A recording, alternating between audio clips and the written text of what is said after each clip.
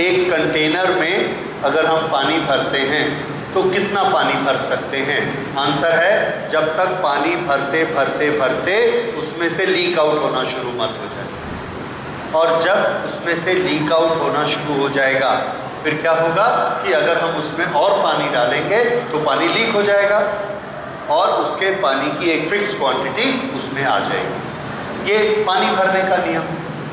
ऐसा ही नियम हमारा चार्ज भरने का भी। जब हम किसी कंडक्टर को चार्ज देते हैं तो उसका क्या बढ़ता है? पोटेंशियल। एक ड्रम में, एक टैंक में पानी डालते हैं तो क्या बढ़ता है? आंसर है लेवल, पानी का लेवल, पानी की हाइट। और अगर पानी की हाइट बढ़ती है तो उसकी कौन सी एनर्जी बढ़ती है? mgh। उसका नाम क्या होता है? हाँ, तो पोटेंशियल एनर्जी किसके साथ हम मिलाते हैं? हाइट के साथ। वैसे ही इलेक्ट्रिक पोटेंशियल की एनालॉजी है। जैसे जैसे हम चार्ज देते जाएंगे वैसे वैसे किसी ऑब्जेक्ट का पोटेंशियल बढ़ता जाएगा। ठीक है, बढ़ने देते हैं, लेकिन बढ़ बढ़कर ये कितना हो जाएगा? क्या उसकी कोई लिमिट है? तो आंसर है यस, उसकी लिमिट है। और वो अब हम देखते हैं कि वो चार्ज कितना हो सकता है। How much charge can be given to a conductor? How much charge can be given to a conductor? So when we give charge, its potential increase. When we give charge, then electric field around it also increase. ये conductor है, इसको हम charge देते हैं। ये जब हम इसको और चार्ज देते हैं तो और इसका कंसंट्रेशन इंक्रीज हो जाता है। और हम लोग अभी तक इतनी स्टडी कर चुके हैं कि जैसे जैसे इसका चार्ज इंक्रीज होते जाएगा इसके चारों तरफ का जो फील्ड है उस फील्ड में इलेक्ट्रिक फील्ड की इंटेंसिटी भी बढ़ती जाएगी और पोटेंशियल भी बढ़ता जाएगा। दोनों के फॉर्मूलाज क्या होते हैं? Q upon R square and this is Q upon R. ये इस तरह से इसके दोनों तरफ फील्ड बढ़ते जाता है चार्ज देने से, लेकिन ये चार्ज को रखते जा रहा है। अब एक ऐसा टाइम आता है कि जब इसके साइड में जो एयर के एटम्स हैं, ये एयर का एटम है, एयर के एटम में क्या कंडीशन है? एयर में ऑक्सीजन हो सकता है, नाइट्रोजन हो सकता है, इन्हीं दोनों से ही एयर मोस्टली बनती है। एयर में एटम में सेंटर में न्यूक्लियस होगा और प्लस प्लस, और बाहर क्लाउड में कौन रहेंगे? माइनस माइनस, वो बाहर रहेंगे। अच्छा, ये जब पॉजिटिव चार्जेस हमने सपोज इसको दिए, उस पॉजिटिव चार्जेस ये निगेटिव चार्जेस को अपनी तरफ अट्रैक्ट करते हैं। अट्रैक्ट करते हैं तो नेगेटिव चार्ज के पास दो ऑप्शन हैं। एक, या तो इसके अट्रैक्शन के कारण ये अपना एटम छोड़े और यहाँ आ जाए। दूसरा, ये अपने इसी प्लस के साथ इसके फोर्स के कारण एटम के अंदर ही बना रहे। और वेरी ऑब्वियसली वी नो, जिस तरफ फोर्स ज़्यादा होगा उस तरफ इलेक्ट्रॉन जाएगा। तो ये जो फोर्स होता है, this force is a very large force. इस फोर्स के अगेंस्ट उससे ज़्यादा फोर्स अगर दिया जाए तभी ये इलेक्ट्रॉन इधर आएगा। फोर्स देने वाला कौन होता है? तो आंसर है फोर्स देने वाला होता है E। कितना फोर्स देता है? तो ये फोर्स देता है Q इंटू E। E कौन बनाता है? E ये चार्ज बनाता है। तो ये जो हमने चार्ज दिया इसको, उसने अपने चारों तरफ क्या बनाया? E। इस E ने क्या क्रिएट किया? फोर्स। इस पर फोर्स क्रिएट किया, ये इलेक्ट्रॉन पे फोर्स क्रिएट किया, इस इलेक्ट्रॉन पे फोर्स क्रिएट किया, अपनी तरफ खींचा कूलम फोर्स। जैसे जैसे हम ये चार्जेस इंक्रीज करते जाएंगे E बढ़ता जाएगा और फोर्स बढ़ता जाएगा। जैसे जैसे फोर्स बढ़ता जाएगा तो ये दोनों में टग ऑफ वॉर होता रहेगा। एक टाइम ऐसा आएगा कि ये वाला फोर्स इसके फोर्स से बढ़ जाएगा, इंक्रीज हो जाएगा। क्यों? क्योंकि हम इसको चार्ज देते जा रहे हैं, इसका चार्ज तो फिक्स है। अब उस कंडीशन की सोचिए, जब ये चार्ज इतना ज्यादा हो गया, ये E इतना ज्यादा हो गया, ये फोर्स इतना ज्यादा हो गया कि इसके ये वाले फोर्स से ये वाला फोर्स बढ़ गया, तब क्या होगा? यस, इलेक्ट्रॉन अपने एटम को छोड़ देगा और छोड़कर इस मेटल कंडक्टर की तरफ आ जाएगा। ठीक है, ये एक सिचुएशन क्रिएट होगी। अब उस सिचुएशन के बारे में हम बात करते हैं। उसके लिए थोड़ा टेक्निकल टर्म्स देखिए। इसको हम चार्ज देते जा रहे हैं और ये चार्ज हमने इससे पहुंचा दिए 10,000। इस 10,000 के कारण जो भी रिलेटिव इलेक्ट्रिक फील्ड बना, उस इलेक्ट्रिक फील्ड ने फोर्स लगाया, ये इलेक्ट्रॉन इधर नहीं आया, यही अभी इसी के साथ है। उसके बाद हमने क्या किया, और चार्ज को बढ़ाया, ये चार्ज हो गया 10,001, फोर्स भी बढ़ गया। अगर ये फोर्स बढ़ जाता है तो इस पर लगने वाला ये Q है और ये इसके कारण क्या बन रहा है, E।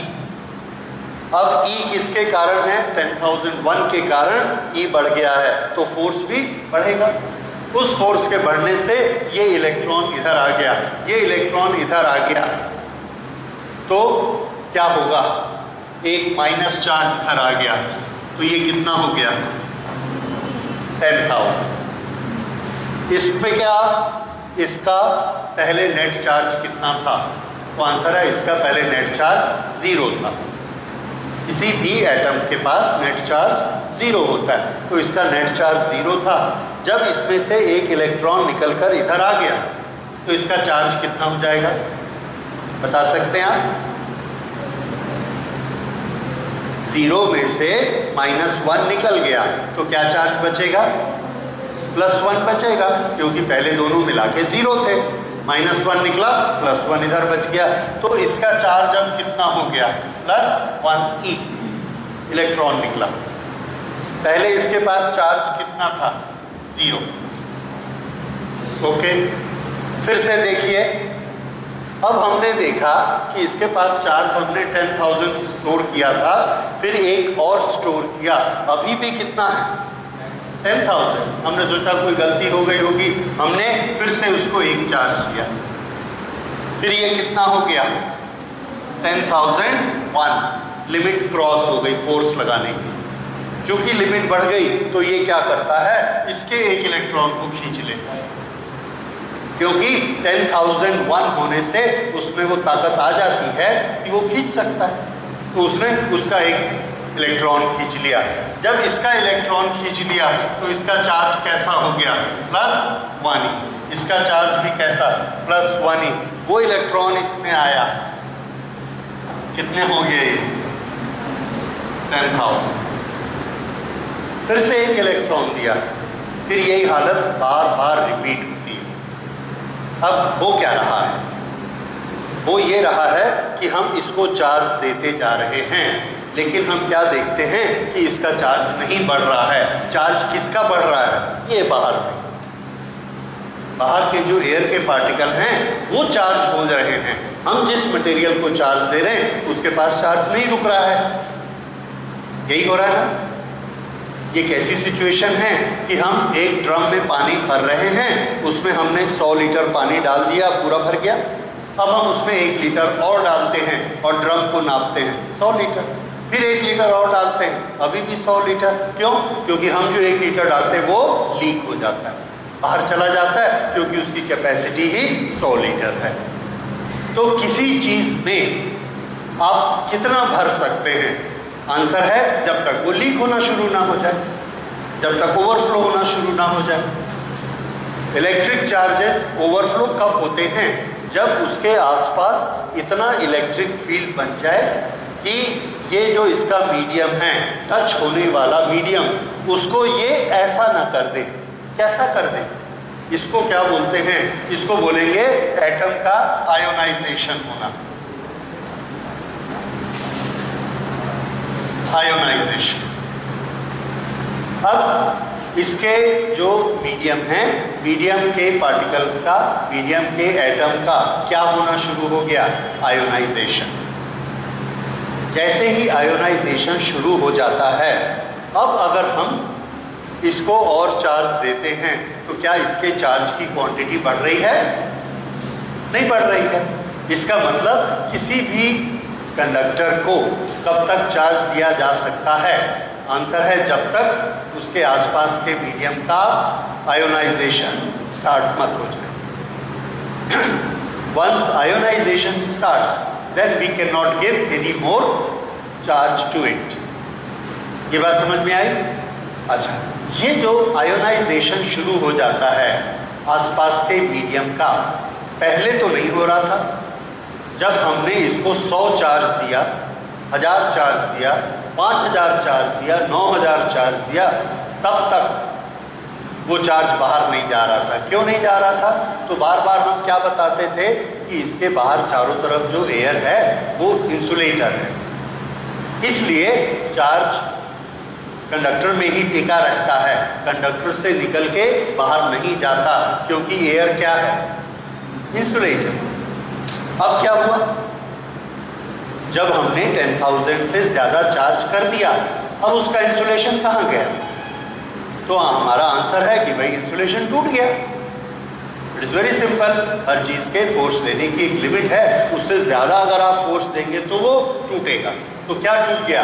इंसुलेशन टूट गया। इसको हम क्या कहेंगे फिजिक्स में? There is a breakdown of insulation. ठीक, अब पूरी कहानी फिर से समझिए। When we give charge to a conductor, initially the charge increase because the medium outside it is an insulator.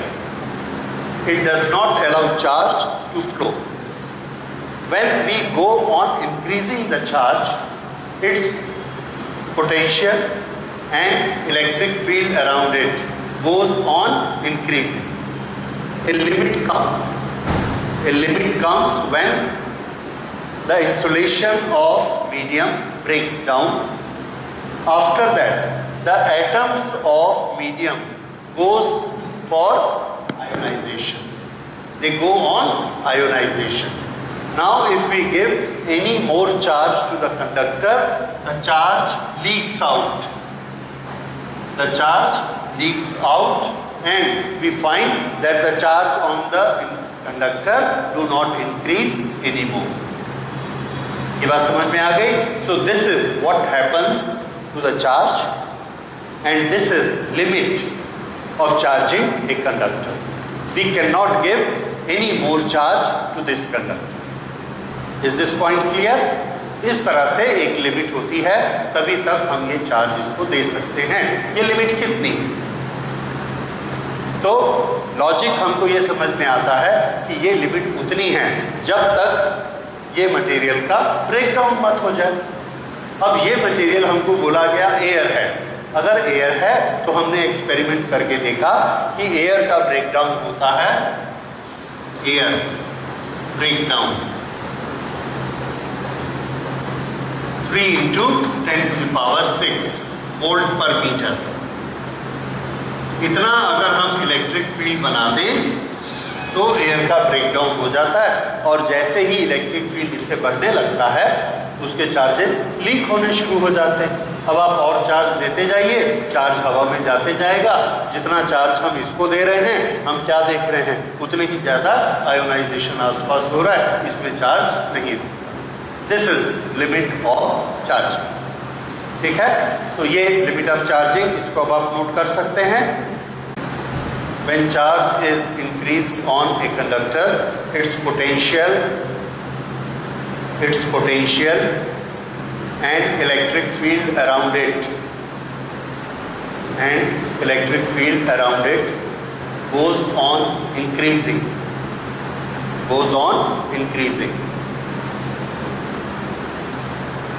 The medium around it,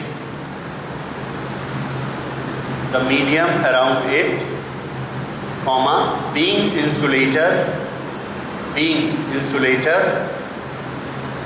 do not allow the charge to pass through.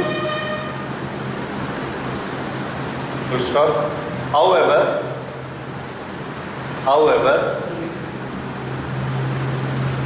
a time comes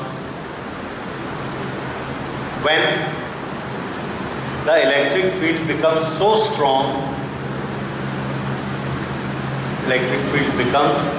strong, that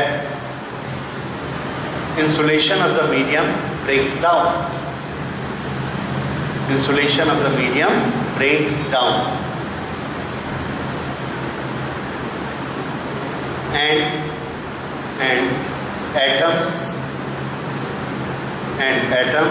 start ionizing. Atoms start ionizing.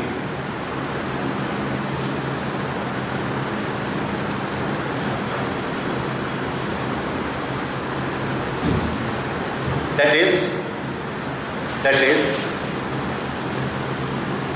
the charge given to conductor,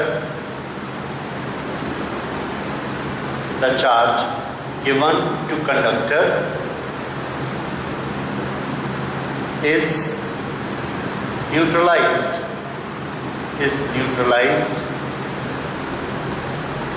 by the electron,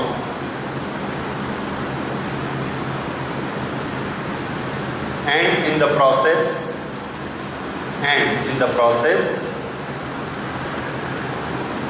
the air gets, or the atoms get ionized. Atoms get charged.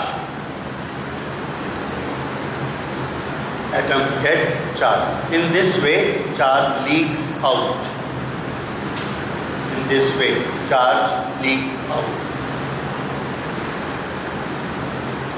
Now we cannot give any more charge, because it will leak out.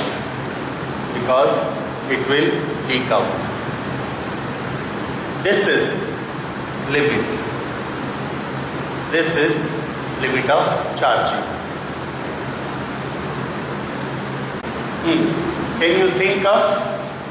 Can you think of any way, ऐसा कोई रास्ता कि हम इसको और charge दे सकें? देखिए, जब उसका इलेक्ट्रिक फील्ड 3 × 10⁶ हो गया तो उसने आयोनाइजेशन करना शुरू कर दिया। क्यों? क्योंकि एयर का ब्रेकडाउन कितना है? 3 × 6 10⁶ वोल्ट, ये उसका ब्रेकडाउन है। अगर हम उस कंडक्टर को एक ऐसे मीडियम में रखें जिसका ब्रेकडाउन 10⁷ हो, 10⁶ की बजाय 10⁷, तो उसको तोड़ने के लिए यही चार्ज उसको तोड़ लेगा कि और चार्ज देना पड़ेगा? यस, इसका मतलब हम उसमें थोड़ा सा चार्ज और दे सकते।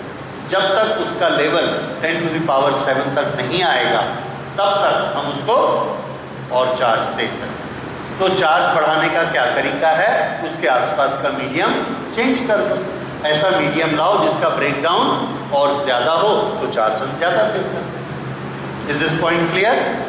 लेकिन गलती से ऐसा मीडियम आ गया जिसका ब्रेकडाउन उससे कम होगा तो फिर क्या होगा? हम चार्ज भी कम देंगे, कम चार्ज में ही आयोनाइजेशन शुरू हो जाएगा। तो आयोनाइजेशन की जो लिमिट है या जो ब्रेकडाउन है चार्ज देने की या उसकी चार्ज रखने की जो कैपेसिटी है, ये किस पर डिपेंड करता है? मीडियम की क्वालिटी पर, मीडियम की कैरेक्टरिस्टिक पर डिपेंड करता है कि वो मीडियम कब टूटेगा, कब चार्ज को लीक होने देगा। समझ आया?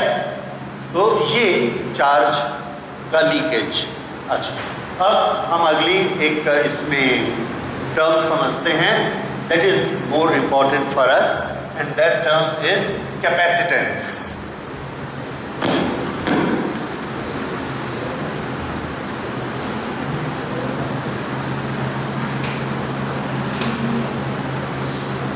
Capacitance is a term which is related to a conductor. किसी भी कंडक्टर को, इस कंडक्टर को हम चार्ज देते हैं, चार्ज इसके ऊपर फैलते जाता है।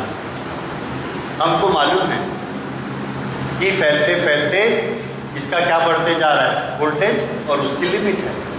एक पर्टिकुलर वोल्टेज पे जाके इंसुलेशन का ब्रेकडाउन होने वाला है। ठीक है, तो हमारी नज़र किस पे रहती है? वोल्टेज। हम क्या चाहते हैं, जब हम इसको चार्ज दें तो इसकी वोल्टेज बहुत बढ़े कि कम बढ़े? अगर बढ़ेगी तो बड़ी जल्दी क्या हो जाएगा? ब्रेक डाउन हो जाएगा, उतना ही चार्ज रख पाएंगे। हम ज्यादा चार्ज स्टोर करना चाहते हैं तो हम क्या चाहेंगे कि इसकी वोल्टेज कम बढ़े। जैसे हमारे पास दो डब्बे हैं, एक ये डब्बा है और एक ये डब्बा है। दोनों में हमने 10-10 लीटर पानी डाला, ये इतना आ गया 10 लीटर। ये 10 लीटर में इतनी हाइट आई इसकी। फिर ये 10 लीटर में इतना आया, ये 10 लीटर में इतना आया, फिर अगले 10 लीटर में ये लीक आउट हो गया। ये 10 लीटर में यहां तक पहुंचा, लीक आउट नहीं हुआ। हाइट मतलब क्या? पोटेंशियल।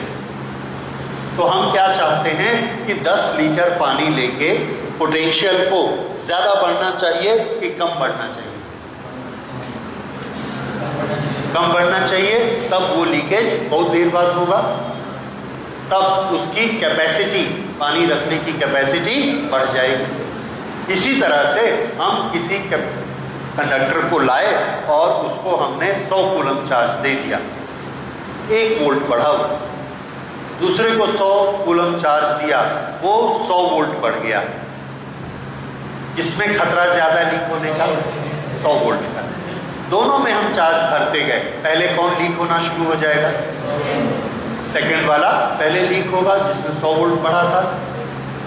जब पहले 100 वोल्ट वाला जब लीक होगा तो पहले वाला लीक नहीं होगा, वो अभी भी चार्ज को अपने में भरते जा रहा है। तो कैपेसिटी किसकी ज्यादा? पहले वाले की। फिर से देखिए, ये दोनों में this is number 1, this is number 2, किसकी कैपेसिटी ज्यादा है? सेकेंड की कैपेसिटी ज्यादा है, क्योंकि दोनों को हम एक जैसा चार्ज दे रहे हैं 10 लीटर। पोटेंशियल दूसरे वाले का थोड़ा सा बढ़ता है और पहले वाले का पोटेंशियल ज्यादा बढ़ता है। तो याद रखिए, जब हम चार्ज देते हैं तो अच्छा कैपेसिटर होने की, अच्छी कैपेसिटी होने की क्या निशानी है कि उसकी वोल्टेज कैसी होनी चाहिए? कम से कम बढ़नी चाहिए। बढ़ेगी जरूर, क्योंकि ये तो हमने शुरू से प्रिंसिपल पढ़ा है, when we give charge the potential increase. Okay, तो जब हम इसको चार्ज देते हैं तो इसका पोटेंशियल इंक्रीज होते जाता है। जितना चार्ज देंगे उतना ज्यादा पोटेंशियल इसका बढ़ते जाएगा। तो कितना पोटेंशियल आ गया, ये किस पर डिपेंड करता है कि हमने उसको कितना चार्ज दिया। So Q is proportional to T। Q is equal to CV और Q upon V is equal to C। Charge per unit volt.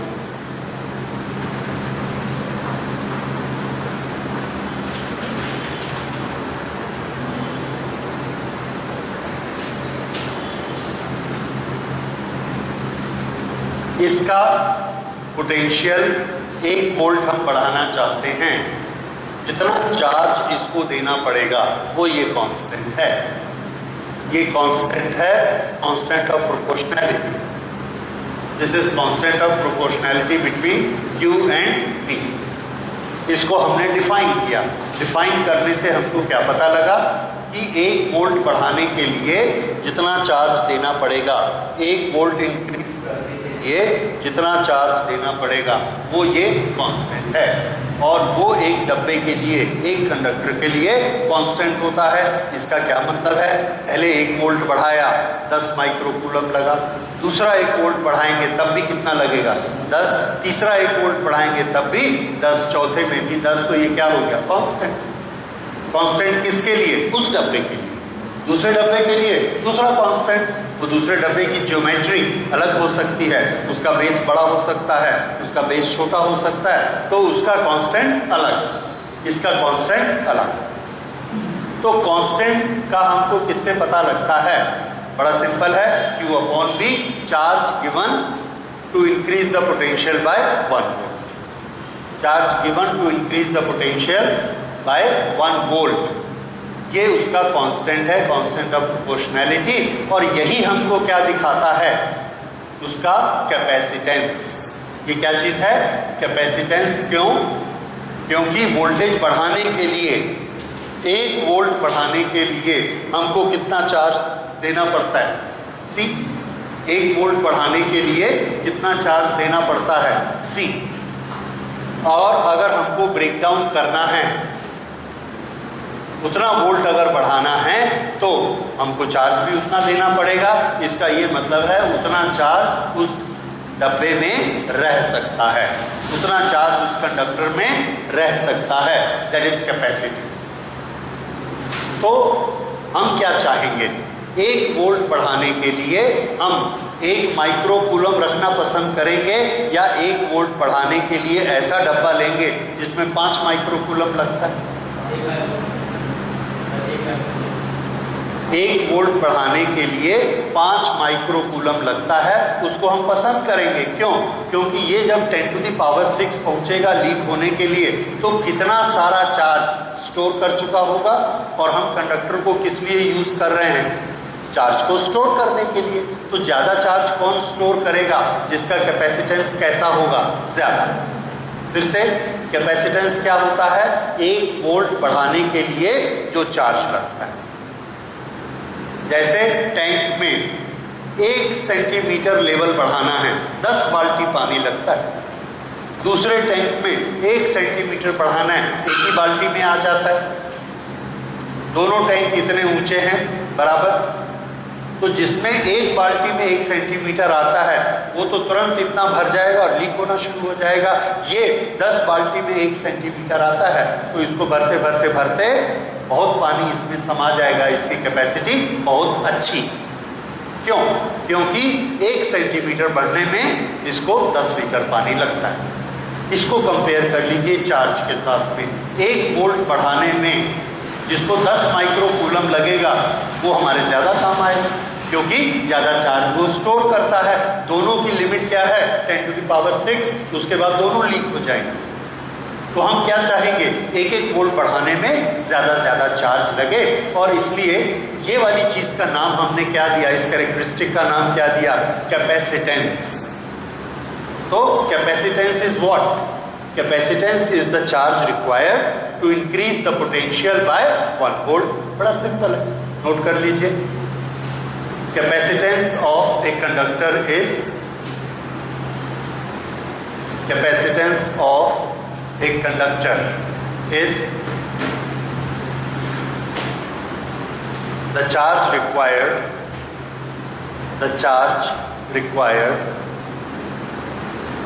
to increase the potential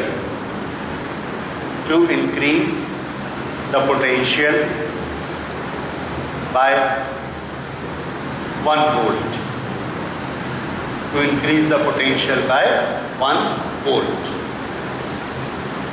ठीक है, ये कैपेसिटेंस। फिर से Q is proportionate to V, Q is equal to CV, Q upon V is equal to C। This C is called capacitance.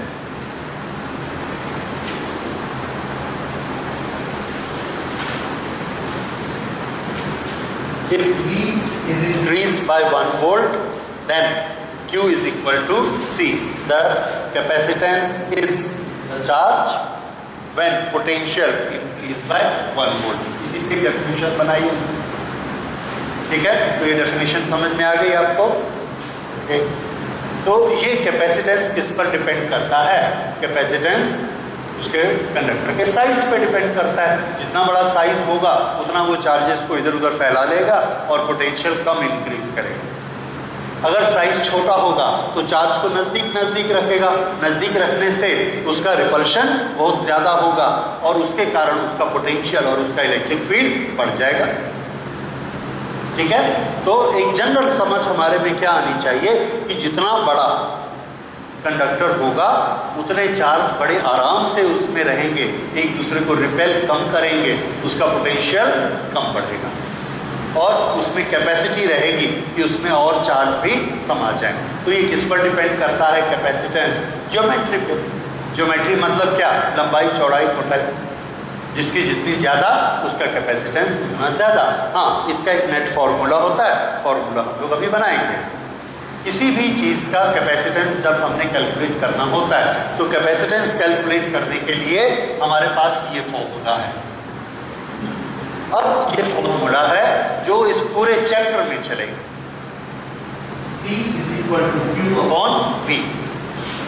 Okay, ये capacitance हो गया। अच्छा, इसका यूनिट बना लेते हैं। Q का यूनिट क्या होता है? कूलम, और V का यूनिट क्या होता है? Volt. Coulomb per volt, coulomb per volt, ये कैपेसिटेंस का यूनिट बना। कूलम पर वोल्ट, इसी को हम लिख सकते हैं कूलम पर वोल्ट। पर कैपेसिटेंस को हमने इतना ज्यादा यूज करना होता है that we need to have a derived unit, ताकि एक सिंबल, एक शब्द का यूनिट हम बार बार यूज कर सकें। तो हमने इसका यूनिट बनाया फैरेड। ये एक साइंटिस्ट थे फैरेड, उनके नाम पर बनाया गया फैरेड, और इसका symbol capital F because it was the name of the scientist. So this is unit of capacitance. तो किसी भी कंडक्टर का कैपेसिटेंस 1 फैरेड कब होगा? How can we explain what is meaning of 1 farad capacitance? Note करिए, define 1 farad capacitance. Define 1 farad capacitance.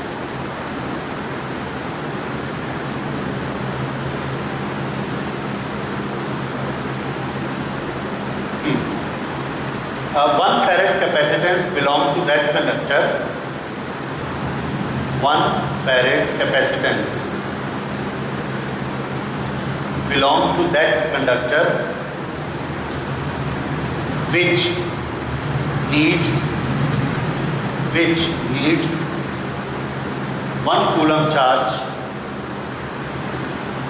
which needs 1 coulomb charge for increasing its potential, for increasing its potential by 1 volt,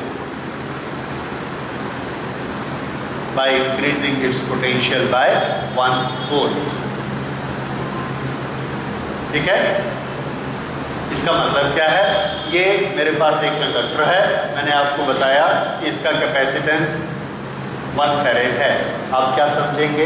इसको कितना charge दे? 1 coulomb, इसका potential कितना high हो जाएगा? 1 volt, इसका potential बढ़ जाएगा।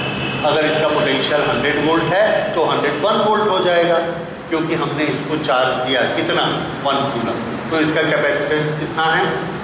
1 फैरेड। ओके, अब ये मैं लाया, इसका कैपेसिटेंस 50 फैरेड है। एक्सप्लेन करिए क्या होगा? इसको चार्ज कितना देना पड़ेगा? 50 कूलम, तब क्या हो जाएगा? वोल्टेज इसकी 1 वोल्ट बढ़ जाएगी। ठीक है ना? इसीलिए मैं बार बार प्रैक्टिस करा रहा हूं कि जो कैपेसिटेंस होता है वो कैपेसिटेंस क्या होता है? What is Q? चार्ज। तो कैपेसिटेंस का मेजरमेंट किससे लेना है? चार्ज से लेना है। और 1 किसको रखना है? वोल्ट। ठीक है, याद रहेगा? तो अब फिर से देखिए, इसका कैपेसिटेंस 25 फैरेड है। What does that mean? 25 coulomb charge देंगे, पोटेंशियल कितना बढ़ेगा? 1 वोल्ट। ठीक है, ओके। फिर से अगर हम ये ऑब्जेक्ट लेते हैं और इसको 50 फैरेड चार्ज देते हैं, 50 कूलम चार्ज देते हैं, और इसका पोटेंशियल 10 वोल्ट बढ़ जाता है। फिर से फिगर ध्यान दीजिए, कितना चार्ज दिया? 50 कूलम, वोल्टेज कितनी बढ़ गई? 10। तो इसका कैपेसिटेंस बताइए। Very good. क्या फॉर्मूला लगाया? Q/V। इस तरह से सिंपल फॉर्मूला हमको तीनों के लगाने हैं। तो एक कैपेसिटर के लिए हमारे पास रिलेशन है Q upon V is equal to C। तो इसको तीनों तरह से हम लिख सकते हैं, Q upon V is equal to C, Q is equal to C into V and V is equal to Q upon C। इसके छोटे छोटे वन लाइनर न्यूमेरिकल अब आप बना सकते हैं। सिर्फ एक चीज ध्यान रखिए, Q1 coulomb is a very large unit, practically वो पॉसिबल नहीं है। इसी तरह से 1 farad is also a very very large unit. उतना कैपेसिटी किसी की भी नहीं होती है। हम लोग अभी देखेंगे कि कैपेसिटी कितनी हो सकती है। ओके, इसके बाद एक लाइन सिर्फ नोट कर लीजिए, the capacitance of a conductor depends, capacitance of a conductor depends upon its geometry, depends upon its geometry.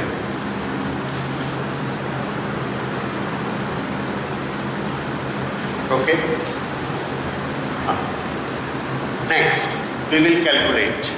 What we will calculate? We will calculate if there is a conductor which has got a very simple shape. सबसे simple shape क्या होती है? Sphere. अगर एक r radius का sphere हमारे पास conductor है तो उसका कैपेसिटेंस कितना होगा? Let us calculate that. So next is capacitance of A spherical conductor. Capacitance of A spherical conductor, एक हमने स्फीयर लिया,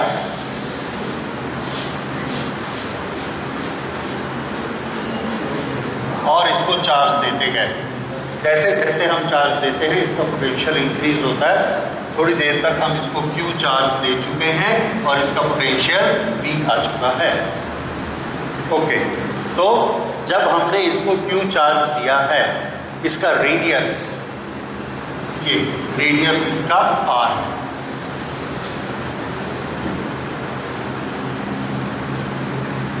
जब हम किसी R रेडियस के कंडक्टर को Q चार्ज देते हैं, इसका पोटेंशियल बढ़ेगा। कितना हो जाएगा? क्या ये डेरिवेशन आप पहले कर चुके हैं? किसी स्फीयर को Q चार्ज देते हैं तो उसका पोटेंशियल कितना हो जाता है? Potential on the surface, and that is potential throughout the sphere. पूरा एक ही रहता है। कितना? Yes, 1 upon 4 pi epsilon naught Q upon R। ये हम लोग कर चुके हैं। So charge Q is given to a spherical conductor, spherical conductor of radius R।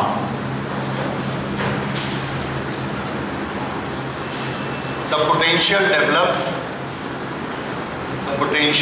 develops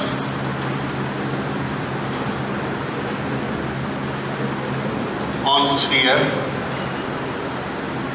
P is equal to 1 upon 4 pi epsilon naught Q upon R। कितना potential develop होता है इससे? Therefore, capacitance C is equal to Q upon V. This is equal to Q को हमने लिखा Q और V की ये वाली वैल्यू लिख दी। This is Q upon 4 pi epsilon naught R। इस R को हमने लिख दिया R। तो Q कैंसिल हो गया, ये ऊपर चला जाएगा and this will become 4 pi epsilon naught R। So capacitance of a sphere is equal to 4 pi epsilon naught R।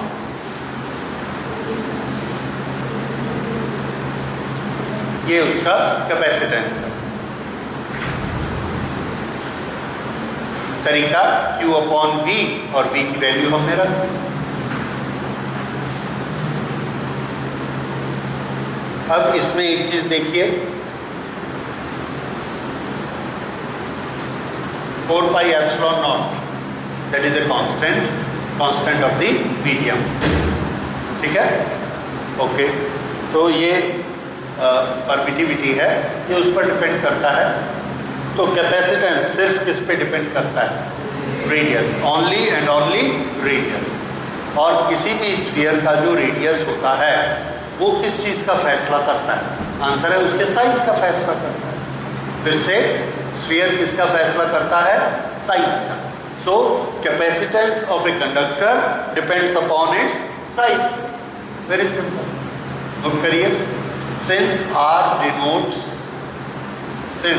R denotes size of a conductor, size of a sphere. Therefore, capacitance of a conductor,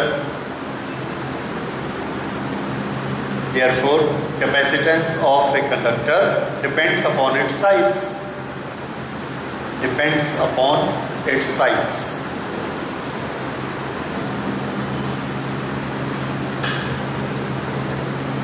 अभी SI system में ये हमारा formula आता है। पहले जब हम CGS system में काम करते थे उस समय क्या होता था कि 1/4 पाई एप्सिलॉन नॉट, उसकी वैल्यू शुरू में हमने मानी थी 1। तो 4 पाई एप्सिलॉन नॉट की वैल्यू क्या होती थी? 1। उस समय C किसके बराबर होता है? R, अगर हम सेंटीमीटर में काम करते तो। पर बाद में हमने एसआई सिस्टम को अपनाया जिसमें दूसरे यूनिट्स आ गए, इसलिए ये वाली चीज साथ में आ गई। So this is capacitance of a sphere. Okay, अब नेक्स्ट निकालिए radius of the earth. Note करिए, radius of earth is 6400 kilometre. 6400 kilometre. Calculate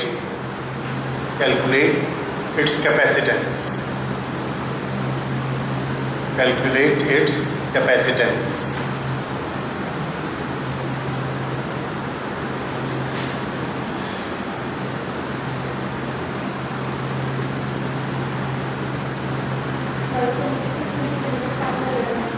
जी?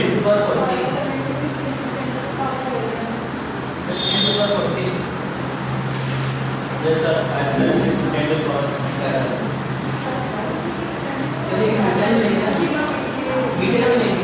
हाँ, मीटर में लेंगे।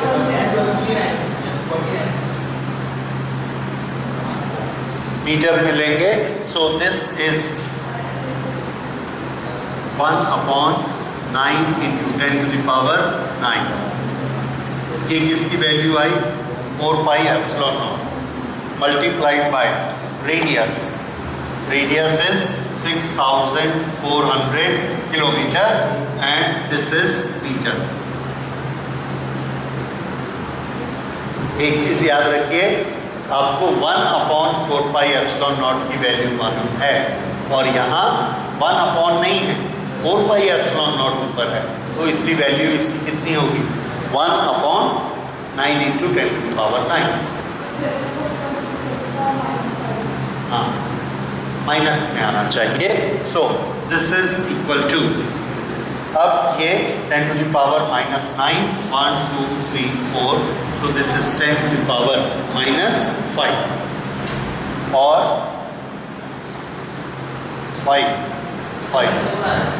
-4, करेक्ट। ये 5 कैंसिल हो गया, 4 और 64/9। 64/9 किया तो कितना आया?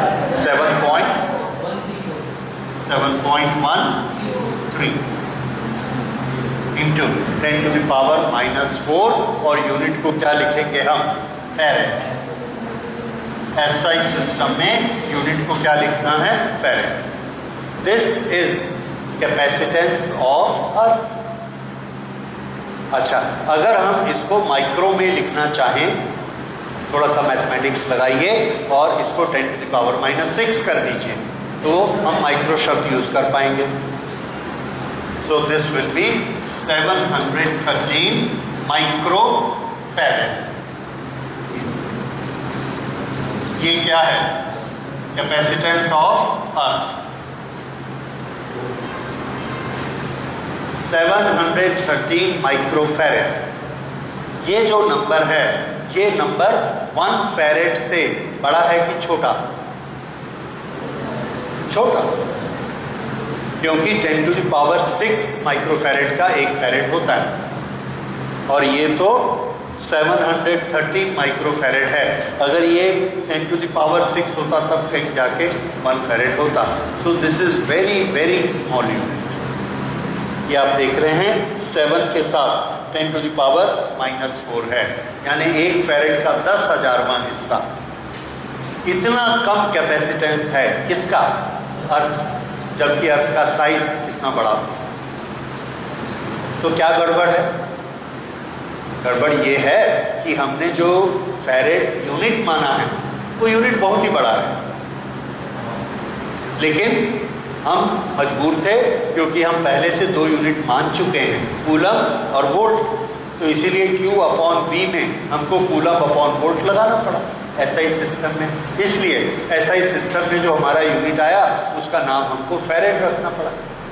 ठीक है, फैरेड एसआई सिस्टम में यूनिट है, पर एक चीज हमको समझ में आई कि अर्थ इतनी बड़ी है, उसका कैपेसिटेंस भी 1 फैरेड नहीं है। इसका मतलब 1 फैरेड किसी चीज का कैपेसिटेंस हमको मिलने नहीं वाला। अगर वो मिलने नहीं वाला तो प्रैक्टिकल यूनिट हमको कुछ और सोचना पड़ेगा। तो हमने क्या किया कि माइक्रो फैरेड को हमने प्रैक्टिकल यूनिट बना लिया। तो नोट करिए, 1 farad is a very large unit. 1 farad is a very large unit. Therefore, the practical units are taken. Practical units are taken as microfarad. Micro, that is mu. That is 10⁻⁻⁶. Microfarad, mu f, microfarad 10⁻⁻⁶ farad, and picofarad, pico, P-I-C-O, picofarad, picofarad, pf is 10⁻⁻12 farad. 10⁻⁻12 farad. This is picofarad. तो microfarad, picofarad, ये 2 तरह के capacitance हम practically ज़्यादा use करते हैं। Okay, incidentally यहीं पर नोट कर लीजिए कि माइक्रोफैरेड और पिकोफैरेड कहाँ यूज किए जाते हैं।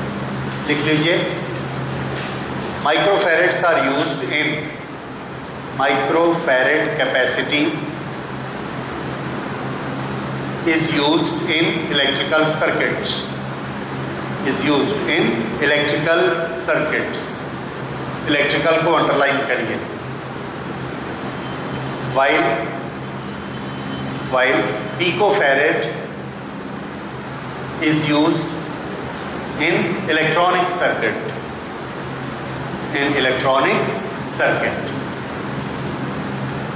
ओके, तो अगर हम एक पंखे में यूज कर रहे हैं, पंप में यूज कर रहे हैं, इन सब में जो कैपेसिटर्स होंगे उनकी यूनिट किस में होगी? माइक्रोफैरेड। और ट्रांजिस्टर में यूज कर रहे हैं, कंप्यूटर में यूज कर रहे हैं, वो सब किस में होते हैं? पिको। वो और भी छोटे होते हैं, 10⁻⁻12 वाले। फैरेड कहीं यूज नहीं होता, इट इज सो लार्ज। ठीक, तो ये इसकी कैपेसिटी के बारे में हो गया। अब ये इसकी कैपेसिटी है, और एक चीज तो हमको समझ में आ गई कि इसकी चार्ज रखने की कैपेसिटी बहुत कम होती है। चार्ज रखने की कैपेसिटी बहुत कम होती है, तो हमको चार्ज रखने के लिए कोई दूसरी डिवाइस बनानी पड़ेगी। वो जो दूसरी डिवाइस है उसका नाम हम देते हैं parallel plate capacitor. Okay, parallel plate capacitor is again a device to store the charge. हम चार्ज को क्यों स्टोर करके रखना चाहते हैं? क्योंकि जब भी हम चार्ज को स्टोर करेंगे, उसको स्टोर करने में हमको कुछ एनर्जी लगानी पड़ेगी। तो चार्ज के नाम पर बेसिकली हम किसको स्टोर कर रहे हैं? एनर्जी। ठीक है, तो हमको चार्ज की जरूरत नहीं है, जरूरत किसकी है? एनर्जी की। और एनर्जी को स्टोर करने का एक तरीका क्या है? चार्ज को स्टोर करो। जैसे हम स्प्रिंग वाली गन लेके आते हैं, उसमें गोली को हमने ऐसे दबाया और उसमें गोली फंस गई, उसके बाद ट्रिगर दबाया और गोली ऐसे चली। गोली चलती है, वर्क डन। किस कारण से? क्योंकि स्प्रिंग के पास क्या है? एनर्जी। फिर दोबारा आपने दबाया, फिर चलाया, फिर गोली चलती है, फिर एनर्जी। तो जब भी हम स्प्रिंग को दबाते हैं, हमको स्प्रिंग की जरूरत है कि एनर्जी की? एनर्जी की जरूरत है। स्प्रिंग एक मीडियम है जिसमें हम एनर्जी को अरेस्ट करके रखते हैं। वैसे ही चार्ज एक मीडियम है जिसमें हम एनर्जी को अरेस्ट करके रखते हैं। जहां जितना ज्यादा चार्ज को हम डाल सकेंगे, एक बार एक चार्ज को लेके आते हैं, ये सारे रिपेल करते हैं, फोर्स लगाते हैं, दबा देते हैं, हमने एनर्जी खर्च की। फिर एक और चार्ज को लेकर आए, इसको भी दबाया, फिर इसे एनर्जी खर्च की। ऐसा कर करके 1 लाख चार्ज हमने इसमें दबा दिए। कितना वर्क किया होगा हमने? वो सारा वर्क क्या बन गया? इसकी एनर्जी बन गई। अब ये एनर्जी हमारे काम में आती है जब भी हम इसको करेंगे। क्या करेंगे? अभी चार्ज किया था, उसका उल्टा क्या होता है? डिस्चार्ज। जब भी हम इसको डिस्चार्ज करेंगे वो हमारी सारी एनर्जी वापस कर देगा। एग्जाम्पल हम लोग इसके देखेंगे कि कितने जबरदस्त तरीके से हम इसको यूज करते हैं, कितने धमाके से ये हमको एनर्जी वापस करता है। और कोई चीज उतने धमाके से हमको एनर्जी वापस नहीं कर सकती। एकदम बम जैसे ये एनर्जी हमको वापस करता है। बैटरी कभी भी हमको उस तरीके से एनर्जी वापस नहीं कर सकती। ये इलेक्ट्रिसिटी, लाइट, ये भी नहीं कर सकते। जितने तरीके से, जितने फास्ट हमको कैपेसिटर हमारी एनर्जी वापस करता है। तो कैपेसिटर इसलिए हमारे बहुत काम में आता है। फंडामेंटली कैपेसिटर किस काम में आता है? आंसर है चार्ज स्टोर करने के। लेकिन मैं उसके साथ में लिखना पसंद करता हूं, it is use for storing charge, therefore storing energy. ठीक, अब हम चाहते हैं ज्यादा से ज्यादा चार्ज को इकट्ठा करें। चार्ज को इकट्ठा करने से हमारा सबसे बड़ा दुश्मन कौन है? Yes, voltage. हम हमेशा चाहते हैं चार्ज भरते जाए, वोल्टेज भर मत बढ़े, क्योंकि वोल्टेज बढ़ी मतलब लीकेज शुरू हो जाएगा। तो हम क्या चाहेंगे कि चार्ज तो डालें लेकिन वोल्टेज नहीं बढ़नी चाहिए, और उसी के हम तरीके निकालते हैं। देखिए, एक हमारे पास कंडक्टर है, ये सिंपल प्लेट डिस्क। ये डिस्क एक कंडक्टर है। इसको जब हम ऐसा साइड से देखेंगे तो हमको ऐसी दिखेगी। तो अब से इसको साइड व्यू हम इसका बनाया करेंगे। This is the conductor. इस कंडक्टर का कुछ रेडियस है, कुछ एरिया है। ये कंडक्टर को हम चार्ज देते जाते हैं। जैसे जैसे हम इसको चार्ज देते हैं, इसका पोटेंशियल बढ़ते चला जाएगा और इसका कैपेसिटेंस कितना हो जाएगा? C is equal to Q upon V। ये इसका कैपेसिटेंस है। Q चार्ज दिया, पोटेंशियल कितना हो गया? V। C is the capacitance, Q upon V। अच्छा, मान लीजिए इसका V बढ़ के 100 आ गया। Q हमने दिया इसको 1000 और इसका V हो गया 100 वोल्ट। तो इसका कैपेसिटेंस कितना हुआ? 10 फैरेड इसका कैपेसिटेंस हो गया। इस तरह से ये इसका कैपेसिटर है, और चार्ज नहीं लेगा। ठीक है, मान लो और चार्ज ये नहीं लेगा, इतना ही लेता है। अब हम एक काम करते हैं, और ये काम बहुत ही इंपॉर्टेंट काम है। देखिए, कहीं से भी हम एक कंडक्टर का टुकड़ा उठा के लाए, कॉपर का, पीतल का, लोहे का, एल्यूमिनियम का, कोई भी, और लाकर हमने यहां खड़ा कर दिया। यहां हमने जैसे ही ये खड़ा किया, हम क्या देखते हैं कि इसका ये जो पोटेंशियल था ये 70 हो गया, कम हो गया। ये कोई चार्ज नहीं है, कुछ भी नहीं है, कहीं से भी लेके आए कबाड़ी के पास और लाके यहां खड़ा कर दिया। खड़ा करते ही इसका पोटेंशियल कम हो गया। क्यों? ये हमको एक्सप्लेन करना है। क्यों? इसके पास अभी हमने किया हुआ है वो चार्ज है इसके पास, ये इसके पास चार्ज किया। जैसे ही हम इस प्लेट को लाते हैं एक प्रोसेस होती है जो आपने पढ़ी है, which is known as induction. Induction के कारण इसके नेगेटिव चार्जेस इस तरफ ज्यादा टाइम पास करेंगे and most of them will come here. ये प्लस इस माइनस को अपनी तरफ खींच लेते हैं and they become bound charges.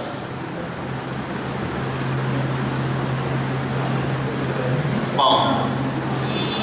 ये रिपेल किसको करेंगे? पॉजिटिव चार्जेस को। इनिशियली कितना चार्ज था? जीरो। जीरो चार्ज का मतलब क्या होता है? जितने पॉजिटिव उतने नेगेटिव। उसमें से इसने कुछ नेगेटिव को अपनी तरफ खींच लिया तो उसके जो पेयर वाले पॉजिटिव हैं वो रिपेल होके दूसरी तरफ चले जाएंगे, वो प्लस यहां आ गए। ठीक है, ये माइनस आ गए, ये प्लस आ गए। इसमें पोटेंशियल कम होने की क्या बात है? पोटेंशियल कम होने की क्या बात है? देखिए, ये एक चार्ज है Q। ये चार्ज अपने चारों तरफ इलेक्ट्रिक फील्ड बनाता है। उस इलेक्ट्रिक फील्ड के हर पॉइंट का कोई ना कोई पोटेंशियल होता है। उस पोटेंशियल का फॉर्मूला आपको मालूम है। पोटेंशियल का फॉर्मूला कितना होता है? r डिस्टेंस पर V का फॉर्मूला होता है Q अपॉन R। ठीक है, ये R ज्यादा होगा तो पोटेंशियल कम, R कम होगा तो पोटेंशियल ज्यादा। फिर से, अगर Q पॉजिटिव है तो पोटेंशियल पॉजिटिव, और अगर Q नेगेटिव है तो पोटेंशियल नेगेटिव। ठीक है, ओके। ये रहे बहुत सारे नेगेटिव चार्ज। ये सारे नेगेटिव चार्ज मिलकर यहां एक पोटेंशियल बनाते हैं। वो पोटेंशियल पॉजिटिव होगा कि नेगेटिव होगा? नेगेटिव चार्ज बना रहा है इसलिए पोटेंशियल नेगेटिव होगा। इस सब में मिलके यहां पर एक पोटेंशियल बनाया -V1। इसके कारण यहां पर, जैसे इसके कारण यहां पर, तो यहां पर एक पोटेंशियल -V1 बना। किसके कारण? ये सारे नेगेटिव चार्जेस के कारण।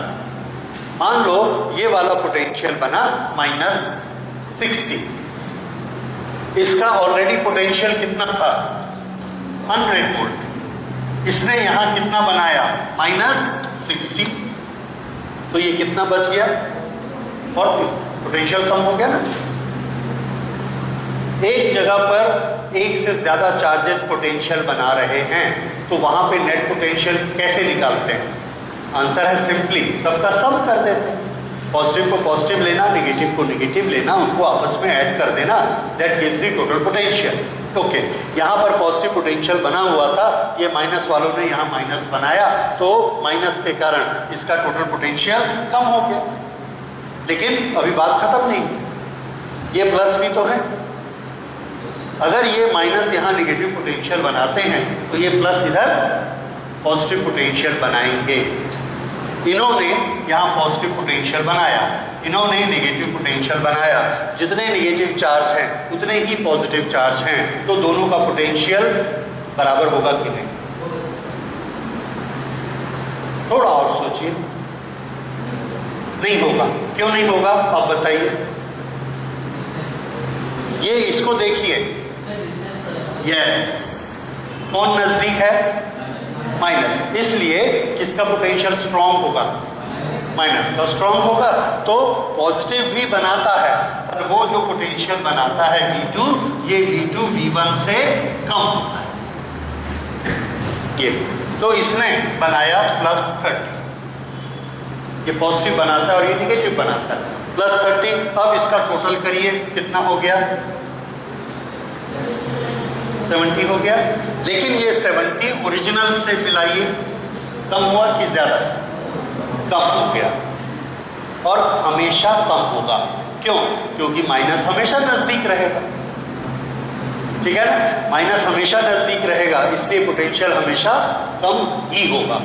तो हमने एक बड़ा इंपॉर्टेंट प्रिंसिपल याद किया और ये एग्जाम में बहुत पूछा जाता है।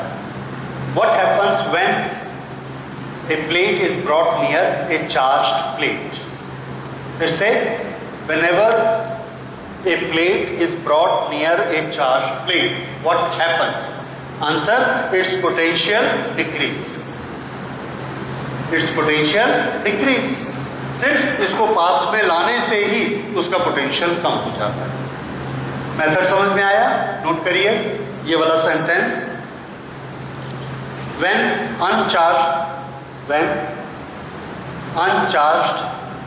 conducting plate is brought near a charged conductor, then potential of the charged plate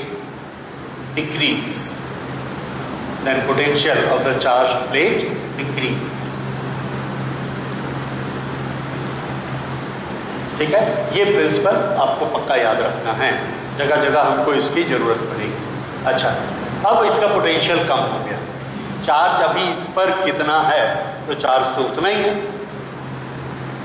अब इधर ध्यान दीजिए, चार्ज उतना ही है, पोटेंशियल कम हो गया। कैपेसिटेंस का क्या हुआ? कैपेसिटेंस किसके बराबर होता है? Q upon V। V की वैल्यू कैसी हो चुकी है? कम। तो कैपेसिटेंस कैसा हो जाएगा? क्या? कैपेसिटेंस बढ़ गया। इसी प्लेट का कैपेसिटेंस बढ़ गया। इस तरह से हमने कैपेसिटेंस कैसे बढ़ाया? जिस प्लेट पर हम चार्ज स्टोर कर रहे हैं उसके पास में एक दूसरी प्लेट लेकर आ गए, इसका कैपेसिटेंस बढ़ गया। उसके पीछे राज क्या है? इसका वोल्टेज डाउन हो गया। पहले 100 वोल्ट पर इस पर से चार्ज लीक होता था, जैसे ये 100 पहुंचता है हम इसको लेके आते हैं, ये कितना हो जाता है? 70। अब इसको 100 करने के लिए और चार्ज ले लेगा ये, तो कैपेसिटी बढ़ गई।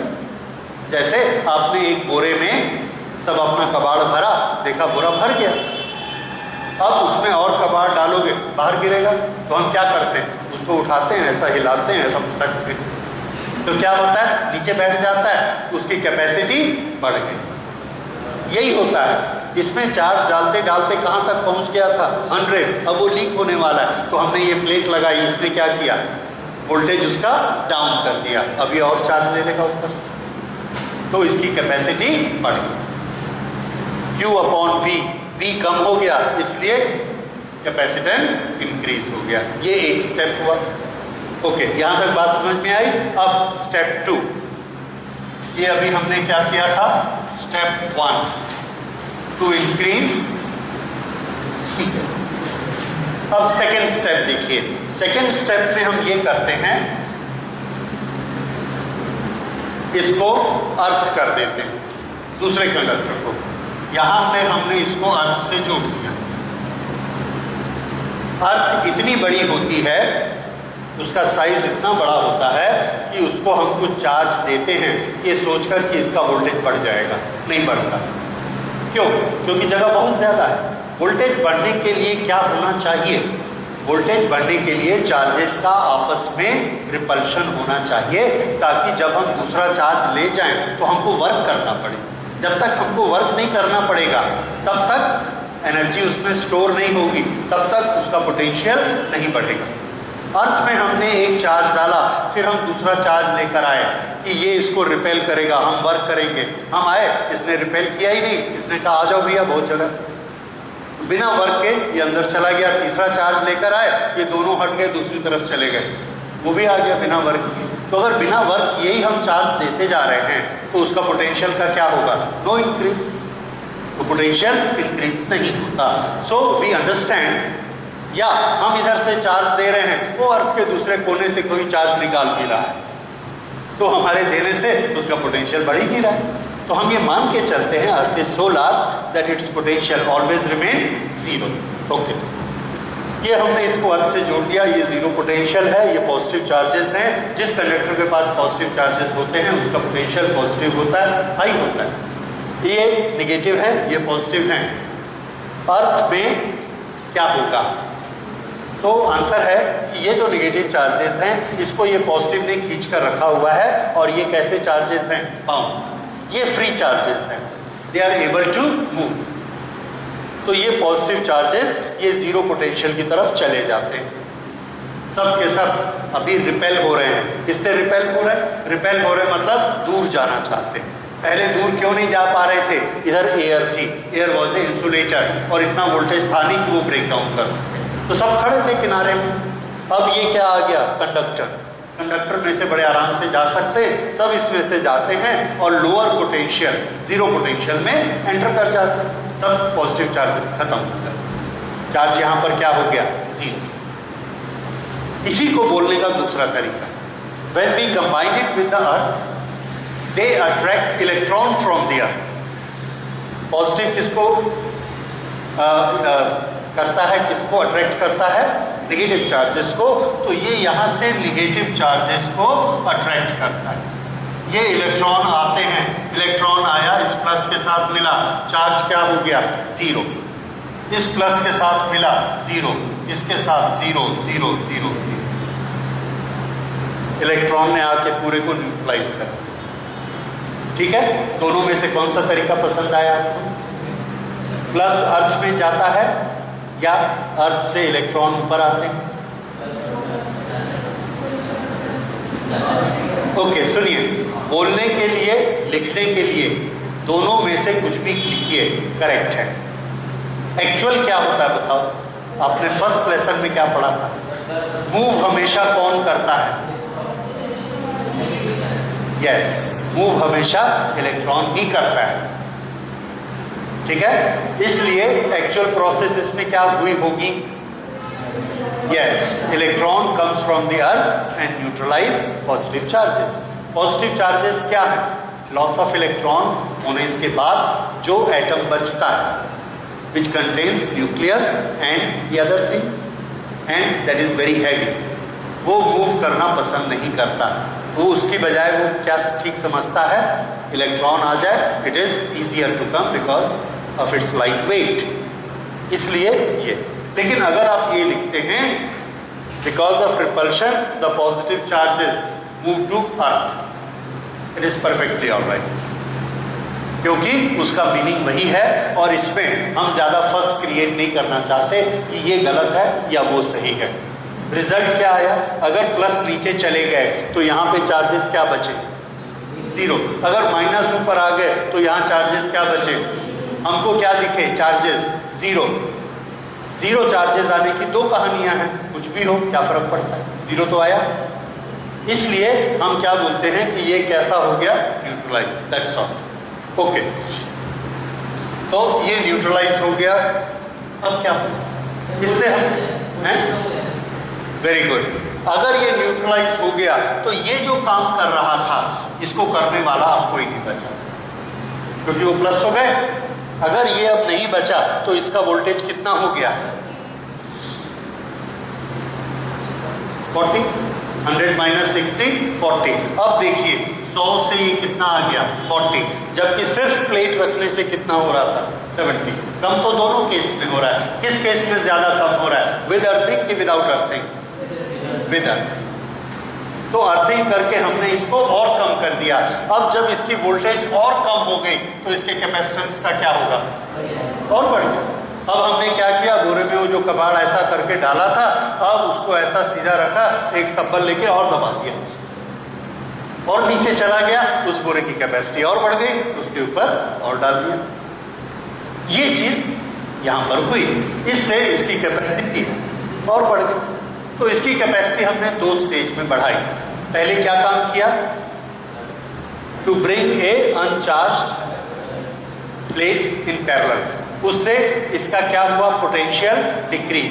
पोटेंशियल डिक्रीज होने से कैपेसिटी कम हुई। सेकेंड स्टेप क्या था?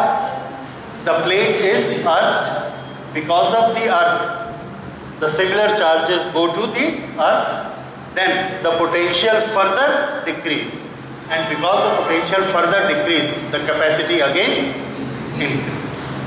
So in this way we can increase the capacity a lot. इतनी सारी जब इसकी कैपेसिटी इंक्रीज हो जाती है तो हम ये मानने लगते हैं कि अब इसकी कैपेसिटी काफी हो गई। तो ये हमको एक मेथड मिल गया, कैपेसिटी इंक्रीज करने का क्या मेथड मिला? एक प्लेट जिसमें हमने चार्ज देना है उसके पैरेलल में एक प्लेट और लगा दो। So this setup is known as parallel plate capacitor. क्या नाम है इसका? Parallel plate capacitor. This is parallel plate capacitor. So what is a parallel plate capacitor? Parallel plate capacitor, सुनिए, parallel plate capacitor has a conductor to which charge is given, and there is another plate which is parallel to it, and that second plate is arched. हम इसमें charge कहाँ store कर रहे हैं? पहली plate में कि दूसरी प्लेट में? पहली प्लेट में। पहली प्लेट के पास कितने चार्ज हैं? Plus Q. दूसरी प्लेट के पास कितने चार्ज हैं? Minus Q. Net charge total कितना हुआ? 9। क्यों? क्योंकि दूसरी प्लेट में तो हम चार्ज स्टोर कर ही नहीं रहे, इसलिए नेट चार्ज कितना स्टोर हुआ? क्यों?